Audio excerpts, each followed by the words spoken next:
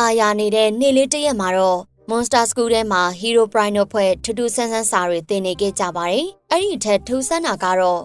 ဟျောင်းတွေအိမ်ငိုက်နေနဲ့ဒီမှာကြည့်ဒါသင်မယ် အကုန်လုံးလည်းမျက်လုံးတွေပြူထက်လာပါလေရောဝတ်သားတော့မပါပါဘူး။အဲ့ဒီချိန်မှာပဲ Brain Rot ကောင်တွေထပ်ဝင်လာခဲ့ပါတယ်။ထွန်းဆဟူရာတို့ဖွဲ့ပါပဲ။ဒါပေမဲ့ဒီကောင်တွေကဟိုမရောက်ဒီမရောက်တွေနဲ့ Hero Prime တို့ကိုလာနောက်ရှက်နေတာပါ။အဲ့ဒါကြောင့် Hero Prime လည်း Brain Rot ကောင်တွေကိုသူ့ရဲ့အစွမ်းနဲ့ဖြောင်းလိုက်ပါတော့တယ်။ပြီးတာနဲ့သူ့ရဲ့နောက်ဆုံးပေါ်ပေါ်တယ်တစ်ခုကိုထုတ်လိုက်ပြီး Monster School ကကောင်တွေအကောင်လုံးကိုပေါ်တယ်ထဲခေါ်ထည့်လိုက်ပါတော့တယ်။ကျန်တဲ့ကောင်တွေကိုပေါ်တယ်ထဲ AC ထည့်လို့ရပေမဲ့စွန်ပြီးကောင်ကိုတော့အဲ့လိုထည့်မရပါဘူး။ ရော့ဒီမှာရော့ငါရဲ့ရေပိုးတွေရှူလိုက်ဘလို့လဲမိုက်လားကွာ စွန်ပြီးကတော့ပေါ်တယ်ထဲဝင်စရာရှိရမဝင်ပဲအကွက်ပေါင်း16000လောက်ကိုပြတော့ပါသေးတယ်။အဲ့ဒါကြောင့်ပဲ Hero Prime ကိုယ်တိုင်အစွမ်းနေသုံးပြီးစွန်ပြီးကောင်ထိန်းချုပ်ပြီးပေါ်တယ်ထဲကိုပြစ်ထည့်လိုက်ရပါတော့တယ်ဆရာကျွန်တော်အထဲကိုမရောက်သေးဘူးနော်ဟာ ဒီစွန်ပြီးမှသားတော့ကွာတွားစမ်းပါကွာ အဲ့ဒီနောက်မှာပဲ Hero Prime လည်းပေါ်တယ်ထဲကိုလိုက်ဝင်သွားပါတော့တယ်ဒီတစ်ခေါက်မှာတော့ Monster School ကကောင်တွေရင်ဆိုင်ရမှာက Granny အိမ်သေးသေးလေးမှမဟုတ်တော့ပါဘူးအရန်ကိုကြီးပြီးကြောက်စရာကောင်းတဲ့ဆန်အိမ်ကြီးတဲ့ကိုဝင်ရမှာဖြစ်ပါတယ်ဆန်အိမ်ကြီးကလည်းတော်တော်လေးကိုကြီးမားပါတယ်အဲ့လိုကြီးမားတဲ့ဆန်အိမ်ကြီးကိုစောင့်ရှောက်နေကြတဲ့ကောင်တွေလည်းများပါတယ်အဲ့ဒီကောင်တွေကတော့တခြားသူတွေမဟုတ်ပါဘူး Granny တို့အဖွဲ့ပါပဲ Granny Grandma နဲ့သူတို့ရဲ့မြေ Slendrina ပြင်တခြားဖုတ်ကောင်တစ်ကောင်လည်းပါနေပါသေးတယ်ဆိုတော့ Monster School ကကောင်တွေအတွက်တော့လွယ်ကူမှာမဟုတ်ပါဘူးအဲ့ဒါအပြင် Granny တို့ကလည်းသူတို့လာနေတာကိုသိနေပါသေးတယ် Monster School ကကောင်တွေကတော့ပေါ်တယ်တွေထဲကနေတယောက်ပြီးတယောက်ထွက်လာကြတာပေါ့ ဟာငါရဲ့ကစားစရာလေးတွေလာကြပြီပေါ့ဒီညတော့မင်းတို့နဲ့ငါနဲ့မင်းတို့တွေ့ပြီပေါ့ကွာ ပြီးတော့ Granny တို့က Hero Prime ကိုဖမ်းထားလိုက်ပါပြီ မင်းရဲ့တပည့်တွေတော့လာနေပြီ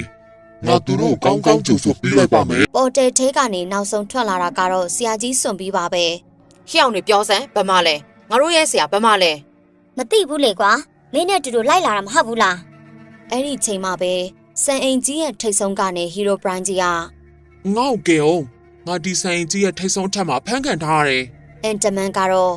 ဖျောင်းနဲ့ကြားလားအဲ့ဒါငါတို့ဆရာကြီး Hero Prime ရဲ့အတန်ပဲကွာတေချာရဲငါတော့ကြည့်လိုက်မယ် သူ့ရဲ့ teleport ကိုတောင်းပြီးစံအိမ်တော်ကြီးရဲ့ထိတ်ဆုံးကိုတက်သွားတာပါ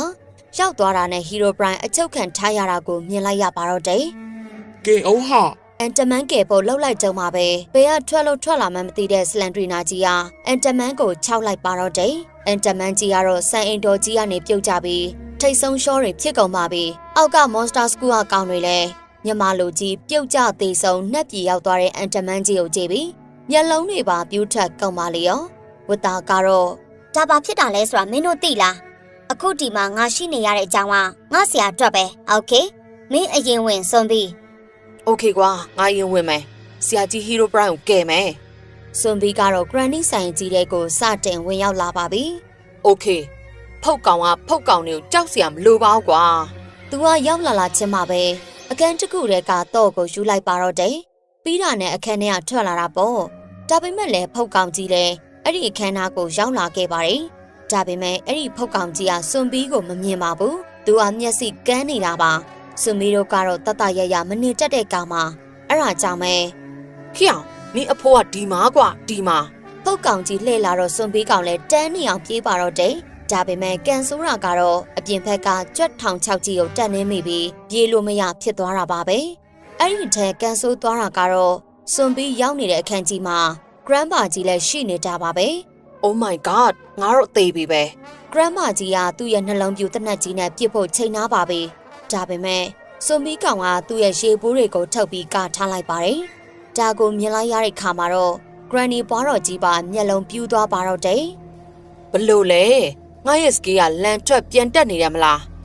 ဒါပေမဲ့စွန်ဘီကောင်ရဲ့နောက်ဆုံးအခန်းကတော့ Grandpa ရဲ့တနက်စာမိပြီးရှော့သွားတာပါပဲ ဟာဒီကောင်နာခံနေလာပြီးမျက်နှာလာပြောင်းနေတာအခုတော့တိတ်ပြီ တော်လိုက်တဲ့ယောက်ျား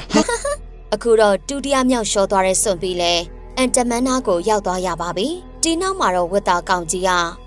ကဲဒီခါအလဲကြတဲ့ကောင်ကတော့ Pigman မင်းတို့โอเคဖုတ်ကောင်တွေကိုပြုတ်အောင်တီးပေးလိုက်မယ်ဟာ Pigman အထဲကိုရောက်သွားတဲ့ခါမှာတော့သူကတတိရှိရှိပုံစံနဲ့ပဲအခန်းထဲကနေထွက်လာခဲ့ပါတယ် အဲ့လိုထွက်လာရင်နဲ့ပဲ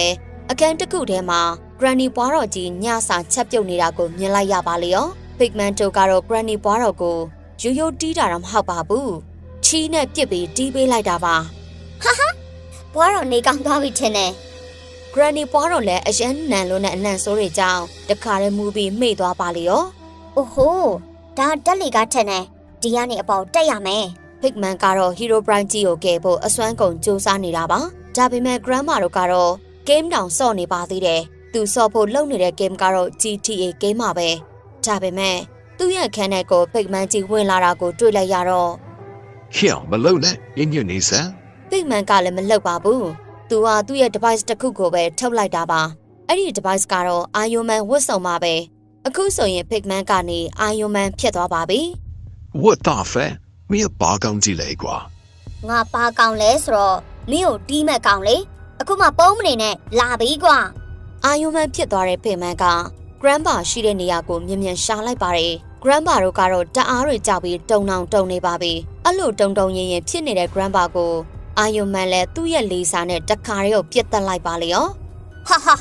ဘာတက်နိုင်သေးလဲမင်းရဲ့နှလုံးပြူလဲမကယ်နိုင်တော့ဘူးမလား ဒါပေမဲ့ Pigman က game ချဖို့ပါအခုလည်း GTA game ကိုမြင်လိုက်ရတော့ Pigman လည်း Iron Man ဝတ်ဆောင်ချုပ်ပြီး game ဆော့ဖို့လုပ်နေတာပေါ့ဒါပေမဲ့ဒီ game က1600ဖြစ်နေတယ်ဆိုတာသူမသိလိုက်ပါဘူးသိမကြလိုက်ပါဘူး1600ဘုံကြီးကဘလို့ကနေဘလို့ထောက်ပေါက်မှမသိပေါက်သွားပြီး Pigman လည်းတခါတည်းကိုရှော့သွားပါလေရောအဲ့ဒီနောက်တော့ဝစ်သားကပဲ ကြောင်ဂတ်စ်မင်းစီအောင်ကယ်နိုင်ပါတယ်လှုပ်ဆမ်းပါ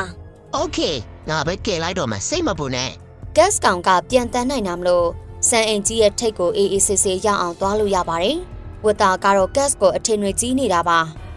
ကြည့်ထားလိုက်ငါတို့ရဲ့ gas ကအေးဆေးပဲဒါနဲ့မင်းတို့ကြည့်နေတဲ့ channel ကို subscribe မလုပ်ရသေးရင်လုပ်ထားလိုက်အောင်နော်အဲ့ဒါမှငါတို့ရဲ့ video တွေများများတင်နိုင်မှာကွာ အခုတော့ gas ကောင်ကြီးက Hero Prime ကိုရောက်သွားပါပြီ ဆရာကျွန်တော်လာပြီဗျာဆရာကိုကယ်ပေးမယ်နော် ဒါပေမဲ့သူ့နောက်မှာ Granny ဘွားတော်ကြီးကရောက်နေပါပြီ အိုးခမရကိုရှောက်ကွာ gas ကောင်က Granny ကိုအေးဆေးပဲရှင်းပေးလိုက်တာပါ တောက်ဖို့ဘွားတော်ပါဆရာရဲ့ Granny ဘွားတော်ကြီးအောက်ပြုတ်ကျလာတာကိုမြင်လိုက်ရတော့အောက်ကကောင်တွေလည်းလန့်သွားပါလေရော Granny ဘွားတော်ရဲ့ခန္ဓာကိုယ်ကြီးကအရင်ကထက်ပိုကြီးလာပြီးပိုကြောက်စရာကောင်းလာခဲ့ပါတယ် Oh shit ဒုက္ခပဲဆရာကြီး ငါတို့တော့ချက်ပြုတ်ခံရတော့မှထင်တယ်ကက်စီ မင်းတို့လေးတွေကမင်းတို့ရဲ့ဆရာကြီး Hero Prime ကိုကယ်ချင်တယ်ပေါ့လေဆူတောင်းအဲ့ဒီချိန်မှာပဲ Grandma ကြီးပြေးထွက်လာပြီး Ha, Mima, the gate Lula. ဟုတ်တယ်ဒီကောင်တွေပညာပေးမှရ ရတော့မယ်အေယာမ Granny ဘွားတော်ကြီးကစံအိမ်ကြီးကိုတခါတည်းရိုက်ချိုးပစ်လိုက်တာပါအဲ့ဒါကြောင့်အခုဆိုရင်စံအိမ်ကြီးလည်းနှစ်ပိုင်းတွေတောင်ကျိုးသွားပါလေရောအဲ့လိုစံအိမ်ကြီးကျိုးကျသွားတာမလို့ကျန်တဲ့ကောင်တွေပါတခါတည်းပါသွားပြီးတတိတွေလစ်ကုန်တာပါနောက်ဆုံးမှာတော့ Monster School ကကောင်တွေအားလုံး Granny ဘွားတော်ကိုရှုံးသွားခဲ့ရပါတယ်ဒီတစ်ခေါက်မှာတော့ထူးထူးဆန်းဆန်းပဲ Granny ဘွားတော်ကိုဘယ်သူမှမနိုင်သွားပါဘူးရှင်